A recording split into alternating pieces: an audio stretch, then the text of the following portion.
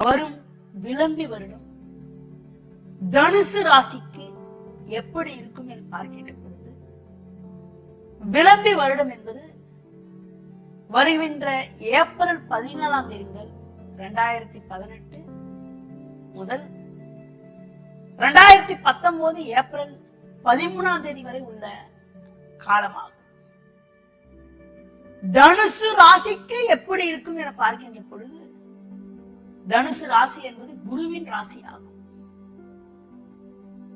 மற்றவர்களுக்கு உதவி செய்யும் பண்பு கொண்ட தனுசு ராசி நேயர்களுக்கு இந்த விளம்பி வருடத்தில் ராசிக்கு அதிபதியும் சொல்லக்கூடிய குரு பகவான் தனக்கு லாபஸ்தானம் சொல்லக்கூடிய 11ஆம் வீட்டில் பலமாக சஞ்சரிப்பது அற்புதமான அமைப்பாகும்.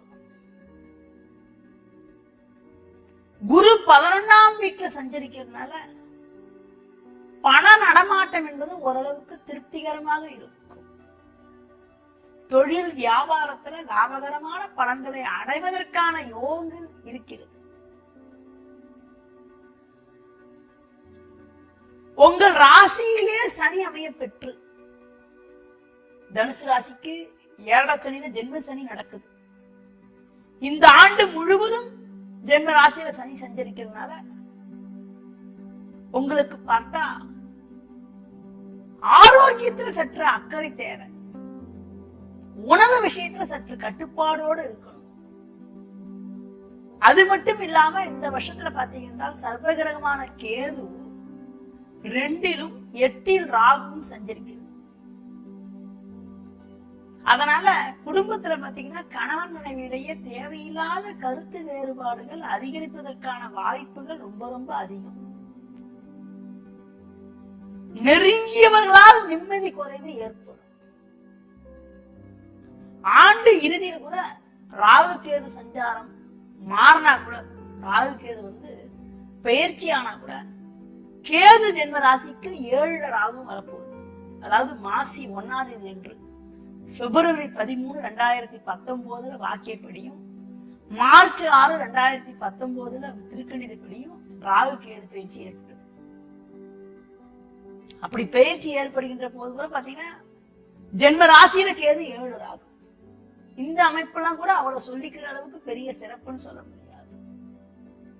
குடும்ப உறுப்பினர்களை அனுசரித்து செல்லணும்.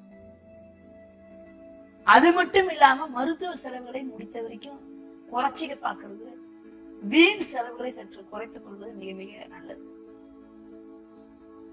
முதல் 6 மாசத்துக்கு ராசியாதிபதி குருவானவர் லாபஸ்தானத்துல நல்ல சாதகமா சஞ்சரிக்கிறதுனால உங்களுக்கு பார்த்தா பொருளாதார நிலையானது ஓரளவுக்கு திருப்திகரமாக அமைஞ்சு உங்களுடைய தேவைகள் எல்லாம் பூர்த்தி ஆவதற்கான யோகங்கள் இருக்கிறது.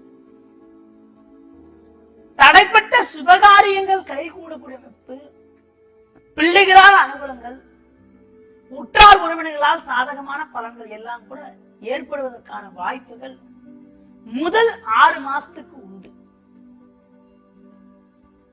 உத்தியோகத்துல கூட ஓரளவுக்கு நல்ல மேன்மைகள், தொழில் வியாபாரத்துல பொருட்தேக்கம் இல்லாமல் லாபங்களை ஆண்டின் தொடக்கத்துல அடைய முடியும். புரட்டாசி மாசத்துல பாத்தீங்கன்றால் 18ஆம் தேதி வாக்கிய பஞ்சாங்கப்படியும் 25ஆம் தேதி என்று திருக்கணிதப்படியும் குரு பயிற்சியாகி 12ஆம் வீட்டுக்கு போகிறார். அதாவது அக்டோபர் 4ஆம் தேதி என்று வாக்கியப்படியும், அக்டோபர் 11ஆம் தேதி என்று திருக்கணிதப்படியும் குரு பயிற்சியானது ஏற்படுகிறது. ஆண்டின் பிற்பாதியில் குரு 12ஆம் வீட்டுக்கு செல்கின்ற பொழுது ரொம்ப ரொம்ப கவனமா இருக்க வேண்டும். ஏனென்றால் குரு 12ல் அமைய பெற்று 7 சனியில் ஜென்ம சனி நடைபெற்று 2ல் கேது 8ல் ராகு சஞ்சரிக்கிறது என்பது அவ்வளவு சாதகமான அமைப்புன்னு சொல்ல முடியாது.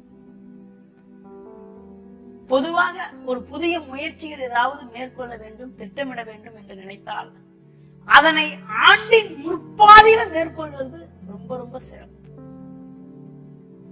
உங்களுக்கு 7 சனியில ஜென்ம சனி நடக்கிறதுனால ஆஞ்சநேய வழிபாடு, விநாயகர் வழிபாடு மேற்கொள்வது, ஒரு முறை திருநள்ளாறு சென்று விடுவது, குலதெய்வங்களை வழிபாடு செய்வது மிகவும் சிறப்பு. அதாவது உடல் ஊனமுற்றவர்கள், ஊனமுற்ற இளைஞர்கள், இதை பார்த்தீங்கன்னா அதாவது உடல் ஊனமுற்ற ஏழைகளுக்கு உங்களால் முடிந்த உதவிகள் செய்வதன் மூலமாக கூட சனியால் ஏற்படக்கூடிய பாதிப்புகள் சற்று குறையும். அது மட்டும் இல்லாம 8ஆம் வீட்டுல ராகு சஞ்சரிக்கிறதுனால அம்மன் வழிபாடு, துர்க்கை வழிபாடு மேற்கொள்வது ரொம்ப ரொம்ப நல்லது. பிரித்திங்கா தேவி வழிபாடு, சர்வேஸ்வரர் வழிபாடுனா கூட ராகுவால் ஏற்படக்கூடிய பாதிப்புகளை சற்று குறைத்து உங்கள் வாழ்வில் மேலும்பதற்கான வாய்ப்புகளையும் பிரச்சனைகள் எதிர்கொள்ளக்கூடிய சக்தியையும் ஏற்படுத்தும். பொதுவா இந்த விளம்பி வருடத்தில் ஆண்டின் முற்பாதியில் ஏற்ற மிகுந்த பலன்களை அடையக்கூடிய யோகங்களானது உண்டு. ஆண்டின் பிற்பாதியில் நிதானத்தோடு செயல்பட்டால் இருக்கக்கூடிய பிரச்சனைகளை எதிர்கொள்ளக்கூடிய பலமானது உங்களுக்கு ஏற்படும். நன்றி, வணக்கம்.